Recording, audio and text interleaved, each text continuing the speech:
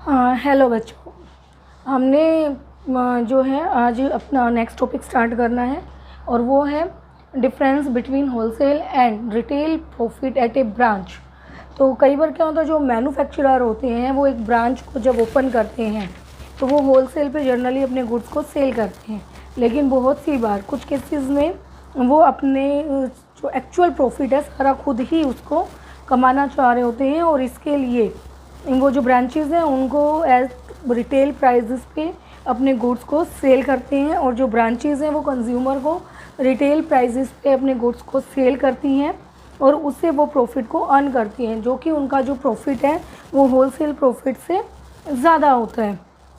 जब वो ये कब होता है, जब एक head office new branch open करता है एट रिटेल प्राइस।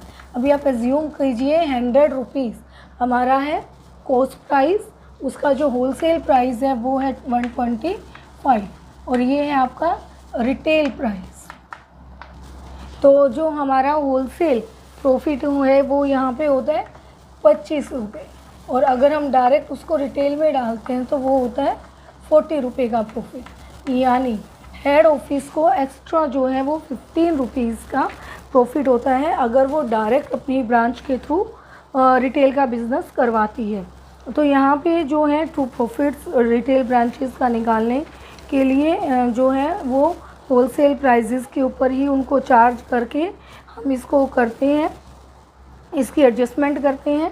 जो हेड ऑफिस का ट्रेडिंग अकाउंट है वो गुड्स जो सेंड करती है वो होलसेल प्राइस पे करती है, ना कि उनकी कॉस्ट पे। यानी जब रिटेल पे गुड्स को सेल किया जाता है तो होलसेल प्राइस ही उनका रिटेल प्राइस कॉस्ट प्राइस हो जाता है। तो इस तरह के क्वेश्चंस में हमें अनरिलीज जो प्रॉफिट इंक्लूड होता है आपका जो अनसोल्ड अनसोल्ड जो स्टॉक वगैरह उसके अंदर, तो हमारे को उसकी एक एडजस्टमेंट करनी होती है और उसको अपने प्रॉफिट एंड लॉस अकाउंट के अंदर कैरी करके लेके जाता है। तो उसके लिए हमारी जो एंट्री होती है वो होती है head office profit and loss account debit to stock reserve account. तो जब हम क्वेश्चन करेंगे तो आपको ये कॉन्सेप्ट क्लियर हो जाएगा। देन क्वेश्चन है आपका जो शुलभ लिमिटेड का है, रिटेल ब्रांच है कानपुर में, वो गुड्स को बेच रहा है 100% कॉस्ट प्लस करके और उसकी जो होल सेल प्राइस है वो है कॉस्ट प्लस 80%। तो goods are invoiced to Kanpur branch at wholesale price और हमें उसी के अकॉर्डिंग निकालना है। तो सबसे पहले तो देखिए आपका जो कॉस्ट प्राइस है वो यहाँ कितना एज्यूम करेंगे आप 100 और उसने कहा कि कंज्यूमर जो प्राइस है वो है 100 प्लस यानी 100%, तो वो हो जाएगा हमारा 200 और जो होलसेल प्राइस है वो प्लस 80%, तो यानी 100 प्लस 80 इज इक्वल टू 180। तो ये आगे हमारा कॉस्ट प्राइस, रिटेल प्राइस या consumer price and then wholesale price. अभी हम बनाएंगे अपना trading and profit and loss account. तो क्वेश्चन में अब आपको दिया हुआ है head office and then branch. इधर क्रेडिट के लिए भी head office and then branch. सबसे पहले आएगा आपका टू ओपनिंग स्टॉक, वो सिर्फ हमारे पास है हेड ऑफिस के लिए। देन आपके टू परचेज, हेड ऑफिस ने आपका परचेज किया है, यहाँ ब्रांच का नहीं है। Then goods receive from head office, branch ने रिसीव किया है, उसका स्टॉक बढ़ गया, सो देन ये डेबिट और क्योंकि हेड ऑफिस दे रहा है तो उसका कम हो जाएगा। यहाँ पे ये दोनों सेल कर रहे हैं, by sale 153 and 50,000 by goods and to branch. तो ब्रांच को गुड्स सेंड किया तो हेड ऑफिस का कम हो जाएगा 54। उसके बाद है आपका क्लोजिंग स्टॉक, तो देन बाय क्लोजिंग स्टॉक वो है आपका 60 एंड 9। अभी हम निकालेंगे ग्रॉस प्रॉफिट, तो ग्रॉस प्रॉफिट आ रहा है 92,000 एंड देन 5,000। तो इसका टोटल करेंगे हम 2,67,000 एंड 59,000। उधर का भी आप ऐसे ही कर लेंगे by gross profit brought down 92 and 5। इधर आएंगे आपके, अब यहाँ पे हमारे को ये जो 9,000 है इसमें ऑलरेडी हमारा होलसेल का जो प्राइस है वो इंक्लूड है और उसकी हमें क्या करनी पड़ेगी, एक एडजस्टमेंट करनी पड़ेगी। और वो कैसे होगा कि अगर हमारा होलसेल प्राइस है 180, देन कॉस्ट है 100, तो अनरिलीज प्रॉफिट कितना हुआ यहाँ 80, वो प्रॉफिट जो हमें नहीं मिला है। तो देन आपका है होलसेल प्राइस अगर 1 है तो 80/180 एंड देन 9000, तो ये आपका आता है 4000, ये यहाँ से हमारा लेस हो जाएगा एंड देन आ जाएगा टू नेट प्रॉफिट। तो यहाँ हमारे को जो हमारा क्लोजिंग स्टॉक है उसके अंदर होलसेल प्राइस का जो अनरिलीज्ड प्रॉफिट इंक्लूड है उसकी एक एडजस्टमेंट करनी होती है। जो नेक्स्ट क्वेश्चन है आपका, उसमें उसने बोला कि 20% less than the list price, और जो कस्टमर को हम सेल कर रहे हैं वो है कॉस्ट प्लस 100%। तो लिस्ट प्राइस वो होता है जो हम कस्टमर को सेल करते हैं, तो कॉस्ट है 100, तो रिटेल प्राइस हो गया 200 और इसका 20% लेस देन यानी 40, तो 160 आपका हो जाएगा होलसेल प्राइस। बाकी उसी के अकॉर्डिंग ही आपका क्वेश्चन होगा। इसमें आपको दोनों का स्टॉक अकाउंट बनाना पड़ेगा जिससे आपको क्लोजिंग स्टॉक की फिगर मिल जाएगी।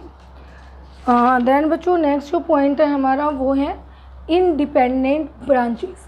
अभी तक जो हम कर रहे थे वो कर रहे थे डिपेंडेंट ब्रांचेस, नाउ अभी हमारा है इंडिपेंडेंट ब्रांचेस और ब्रांचेस कीपिंग कंप्लीट रिकॉर्ड्स। तो ये जो ब्रांचेस होती हैं ये अपने कंप्लीट रिकॉर्ड्स रखती हैं, मतलब ये इस तरह की जो ब्रांचेस होती हैं इनका पूरा फुल फ्रेमवर्क होता है और इनका अपना प्रॉफिट एंड लॉस अकाउंट निकलता है, बनता है, और ये हेड ऑफिस से बिलोंग करती है। तो इनकी कुछ करेक्टरिस्टिक्स होती है, ये क्रेडिट और कैश दोनों तरह की सेल कर सकते हैं। ये अपनी बुक्स में कंप्लीट जो है रिकॉर्ड्स को रखते हैं।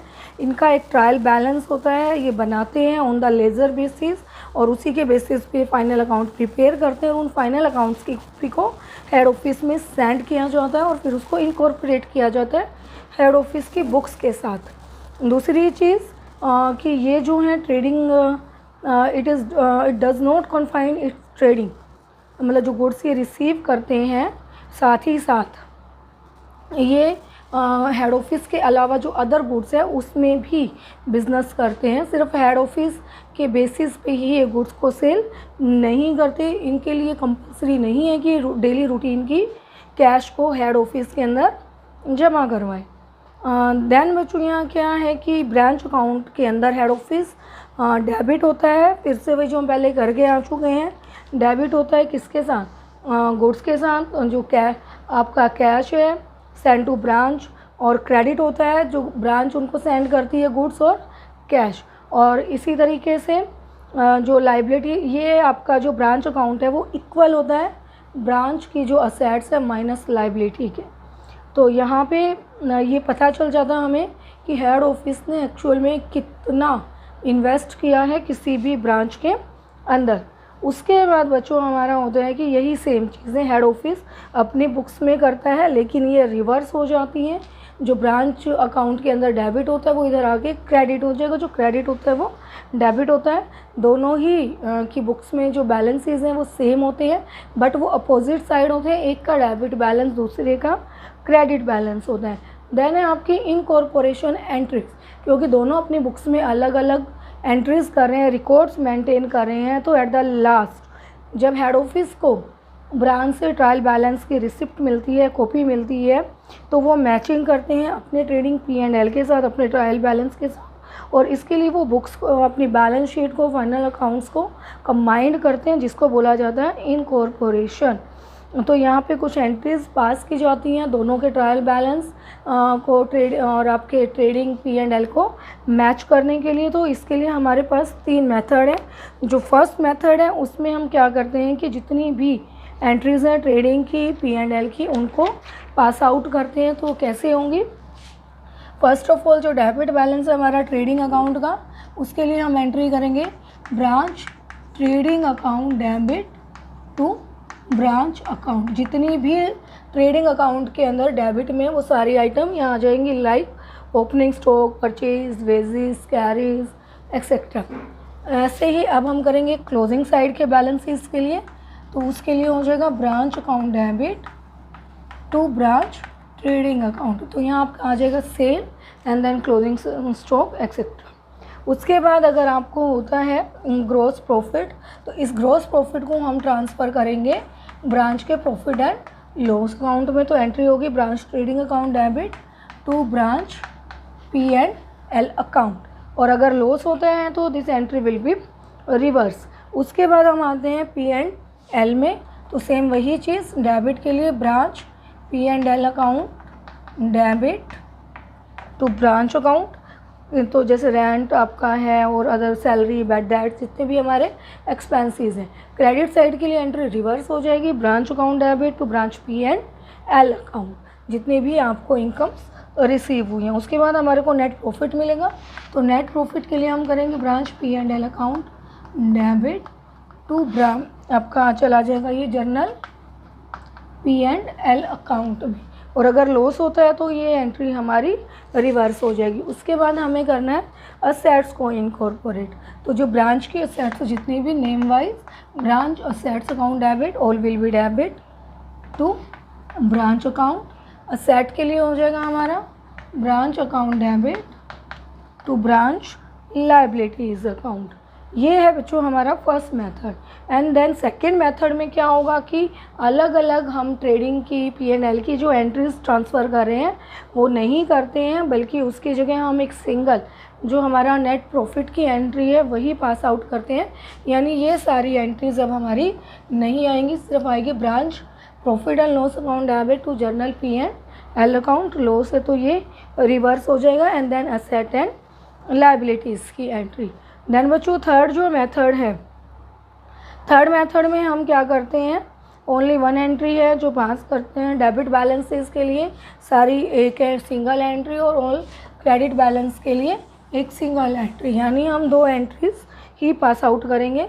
तो उसमें आपका हो जाएगा all debit balances account debit to branch account, and then branch account debit to all credit balances. तो ये जो है हमारे कि ऑल क्रेडिट बैलेंसेस आपका शो करेगा। तो इनको हम इनकॉर्पोरेटेड करते हैं। तो जब आपका है head office, balance of head office account है वो आपका अपीयर होगा आपके ब्रांच के ट्रायल बैलेंस में, लेकिन इसके लिए हम कोई एंट्री पास आउट नहीं करेंगे क्योंकि वो हेड ऑफिस के अंदर भी आपका शो होता है एज ब्रांच अकाउंट के तौर पे।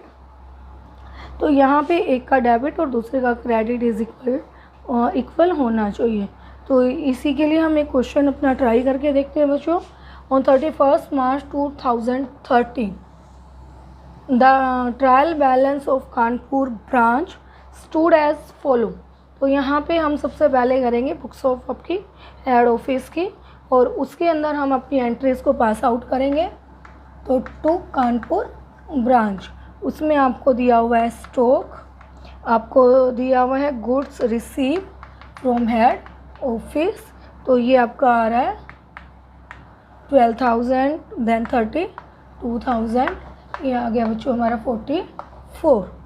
उसके बाद है सेल किया इसने, तो बाय कानपुर ब्रांच सेल है आपकी 65,600, और फिर देन आपका क्लोजिंग स्टॉक 9200, तो यहाँ जाएगा हमारा 54,800। उसके बाद आपका P&L में ट्रांसफ़र करेंगे ग्रोथ प्रॉफिट, तो टू कानपुर ब्रांच ये P&L में गया। देन ये बैलेंस आप इधर लेके आए, ये आपका आता है 10,800 यानी 54,800, ये आप इधर भी टोटल करेंगे। देन बाय आपका कानपुर ब्रांच ट्रेडिंग अकाउंट का बैलेंस आएगा। उसके बाद हमें कुछ एक्सपेंसेस दिए हुए हैं, तो टू कानपुर ब्रांच आपको सैलरी दी हुई है, आपको रेंट दिया हुआ है एंड एक्सपेंसेस दिए हुए हैं, तो हम वो डालेंगे। उसके बाद आ जाएगा आपका टू जर्नल P&L। अब इन्हीं के बेसिस से बच्चों हम एंट्री बनाएंगे। तो सबसे पहले एंट्री हम करते हैं Kanpur branch trading account debit to Kanpur branch 44 से। देन हम क्रेडिट साइड का करेंगे, Kanpur branch to Kanpur branch trading account 54,800, P&L में ट्रांसफ़र कीजिए। Kanpur branch trading account debit to Kanpur branch P&L 10,800। अभी देन हम करेंगे अपना एक्सपेंसेस के लिए कानपुर ब्रांच P&L टू आपकी कानपुर ब्रांच है, जो एक्सपेंसेस हैं वो है हमारे 4,000 के। और उसके बाद जर्नल P&L में प्रॉफिट को ट्रांसफ़र कीजिए Kanpur branch P&L account debit to journal P&L। अभी लास्ट बच्चों हमें करना है कि जितनी भी हमारी एसेट्स हैं, जितनी भी लाइबिलिटीज़ हैं, तो यहाँ पे क्रेडिटर्स दिए हुए हैं आपके, सिंगल लाइबिलिटी है। Then Kanpur branch account debit to Kanpur branch sundry creditors account. उसके बाद है आपका Kanpur branch cash account, debtor account, closing stock, furniture, ये हो जाएंगे आपके debit. And then to Kanpur branch. अब इन एंट्रीज़ के बेसिस पे आप अपना अकाउंट बना सकते हैं। इसी में जो अल्टरनेटिव मेथड है हमारा सेकेंड, उसमें हमें इतनी एंट्रीज़ करने की ज़रूरत नहीं है। हम लास्ट सिर्फ P&L से शुरू करेंगे और सिंगल 3 एंट्रीज़ करेंगे और उसी के बेसिस पे अकाउंट बनाएंगे, तो दोनों में ही हमारा आंसर सेम रहेगा। तो जो नेक्स्ट टॉपिक है बच्चों वो है इन ट्रांजिट आइटम, यानी जो चीज़ें रास्ते में। तो हमारी 2 चीज़ें होती हैं जो इन ट्रांजिट होती हैं, एक होता है गुड्स और एक होता है कैश। गुड्स इन ट्रांजिट की तो हेड ऑफिस क्या करती है, गुड्स को सेंड करती है ब्रांच को। आप एज्यूम कीजिए कि हेड ऑफिस ने सेंड किया 25 मार्च को और हमें अकाउंट प्रिपेयर करने हैं 31 मार्च को, बट स्टिल वो 31 तक ब्रांच ने उसको रिसीव नहीं किया। ब्रांच उसको रिसीव करती है 5 अप्रैल को। इन दैट केस जो हेड ऑफिस है वो अपने यहाँ एंट्री कर चुका होता है, लेकिन जब तक ब्रांच को रिसीव नहीं होगा उसके यहाँ एंट्री नहीं होगी। दूसरी चीज़ इसी तरीके से आती है कैश इन ट्रांजिट। यहाँ रिवर्स हो जाता है, ब्रांच हेड ऑफिस को कैश भेजती है, लेकिन अभी वो रास्ते में हेड ऑफिस ने फाइनल अकाउंट प्रिपेयर करने तक उसको अभी रिसीव नहीं किया है। इन दैट केस वो क्या करते हैं, उसकी एंट्री नहीं करते, लेकिन जो हमारी ब्रांच की बुक्स है उसमें हो जाती है। तो हमारी गुड्स इन ट्रांजिट की एंट्री होगी हेड ऑफिस की बुक्स में, और वो क्या होगी, goods in transit account debit to branch. और फिर देन सेकेंड है कैश इन ट्रांजिट। तो यहाँ पे हेड ऑफिस में कोई एंट्री नहीं होगी, सिर्फ ब्रांच में होगी cash in transit to head office, यानी सिर्फ सिंगल ही एंट्री होगी। लेकिन अगर क्वेश्चन के अंदर सिर्फ आपको बोला गया है कि हेड ऑफिस की ही एंट्रीज़ कीजिए, तो आपको ये जो कैश इन ट्रांजिट है इसकी भी एंट्री हेड बुक ऑफिस जो है उसकी बुक्स के अंदर करनी है। तो अभी के लिए हम करते हैं नेक्स्ट क्वेश्चन हमारा कि ट्रायल बैलेंस है कोलकाता ब्रांच का 31 मार्च 2008 को। यहाँ पे मुंबई हेड ऑफिस का आपको बैलेंस दिया हुआ है 32,400। देन हमारे को दिया हुआ है स्टॉक, तो ओपनिंग स्टॉक लिखेंगे हम to Kolkata branch opening stock goods आपने इसने जो परचेज़ किया है, then goods from head office, ये आइटम्स आएंगी। उसके बाद इधर आएगा बाय कानपुर ब्रांच, जो आप सेल कर रहे हो, गुड्स हमने सप्लाई किया है हेड ऑफिस को यानी रिटर्न किया है, एंड देन क्लोजिंग स्टॉक। उसके बाद आ जाएगा आपका टू कानपुर ब्रांच P&L। अब यहाँ ये by Kanpur branch trading account, then expenses दिए हुए कुछ, तो टू कानपुर ब्रांच आपको दी है सैलरी, आपको दिया हुआ रेंट, आपको दिया हुआ ऑफिस एक्सपेंसेस, इसको हम जर्नल P&L में ट्रांसफ़र करेंगे। तो बच्चों ये बनता है हमारा ब्रांच का जो ट्रेडिंग एंड P&L अकाउंट है, इसके बेसिस पे हम एंट्रीज करते हैं। तो यहाँ पे अभी हमें देखना है कि हमारा जो गुड्स इन ट्रांजिट है या नहीं है, क्या है। तो नीचे उसने क्लोजिंग स्टॉक आपको दिया हुआ था, इसलिए हमने यहाँ रख दिया है। हम ब्रांच अकाउंट के अंदर हेड ऑफिस का बैलेंस है आपका 4600 डेबिट बैलेंस है ऑन 31 मार्च को। 28 मार्च को हेड ऑफिस ने गुड्स सेंड किया था 25,000 का, जो कि 3 अप्रैल को मिला है, यानी this one in good in transit. तो हमें इसकी एंट्रीज करनी है। तो goods in transit account debit to हमारा आ जाएगा कोलकाता ब्रांच। अच्छा, अभी इसी क्वेश्चन में इन्होंने दिया हुआ है 32,400 का कोलकाता का वो balance, debit balance, and then जो आपका ब्रांच अकाउंट में हेड ऑफिस का भी है 600 का डेबिट बैलेंस। तो ये हमें देखना है कि अब क्या होगा। तो इन दोनों को जब हम प्लस करते हैं तो देन डिफरेंस इज हो गया आपका, हम इनका डिफरेंस निकालेंगे तो ये है आपका माइनस, तो minus minus plus, it means 37,000 and then आपका 25 है गुड्स इन ट्रांजिट। तो जो 12,000 का डिफरेंस है बच्चों वो हमारा हो गया कैश इन ट्रांजिट। तो इन्हीं के बेसिस पे अब हम ये होने के बाद हम ट्रेडिंग की एंट्रीज़ को ट्रांसफ़र करेंगे, P&L की एंट्रीज़ को ट्रांसफ़र करेंगे, जितनी भी एसेट और लायबिलिटीज़ हैं उनको ट्रांसफ़र करेंगे और एंट्रीज़ के बेसिस पे आप बनाइए अपना कोलकाता ब्रांच अकाउंट। जो नेक्स्ट क्वेश्चन है वो भी इसी तरीके से आपका, उसमें सिर्फ आपको फाइनल अकाउंट्स बनाने हैं जब दोनों के ही आपको बैलेंसेस दिए हुए हों, दोनों के ट्रायल बैलेंस दिए हुए हैं, उनमें आपके बैलेंसेस हैं। तो उनके बेसिस पे हम पहले ब्रांच का सेम ट्रेडिंग P&L बनाएंगे, फिर हमारी जो इनकॉर्पोरेशन की एंट्रीज़ हैं वो प्रिपेयर होगी, फिर देन ब्रांच अकाउंट। उसके बाद हम बनाएंगे हेड ऑफिस का ट्रेडिंग एंड P&L अकाउंट। तो जब हम ट्रेडिंग P&L अकाउंट बनाएंगे तो हम जो हमारे हेड ऑफिस के जितनी भी आइटम्स हैं ओनली हेड ऑफिस वो आइटम्स इसके अंदर डालेंगे। उसके बाद हम जर्नल P&L बनाएंगे, उसके अंदर हमारा जो ब्रांच का प्रॉफिट है, जो हेड ऑफिस का प्रॉफिट है, वो दोनों ही आ जाएंगे। जब हम बैलेंस शीट बनाएंगे तो दोनों के आएंगे बैलेंसेस, लाइक फिक्स एसेट्स दिया हुआ है आपके ब्रांचेस के अलग दिए हुए हैं तो उनको अलग अलग से शो करते हुए स्टॉक हेड ऑफिस का अलग, ब्रांच का अलग, हम दोनों को बनाएंगे और इनके बैलेंसेस के बेस पे हम गुड्स इन ट्रांजिट निकालेंगे। गुड्स इन ट्रांजिट कैसे निकलेगा, क्वेश्चन में दिया हुआ है goods from head office to branch 37,000 और जो ब्रांच ने रिसीव किया है वो है 32, यानी 5,000 आपका हो गया गुड्स इन ट्रांजिट। और करंट अकाउंट का हमने कैसे निकाला, आपको करंट अकाउंट का बैलेंस दिया हुआ है, हेड ऑफिस में 28 और ब्रांच में दिया हुआ है 20, तो डिफरेंस इज 8,000, उसमें से 5,000 का हमारा गुड्स, तो कैश इन ट्रांजिट हो गया बच्चों 3,000।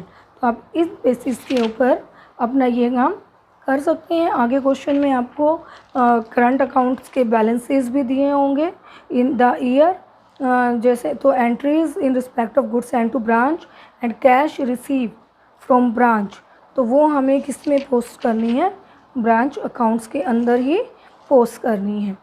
तो अभी के लिए इतना ही।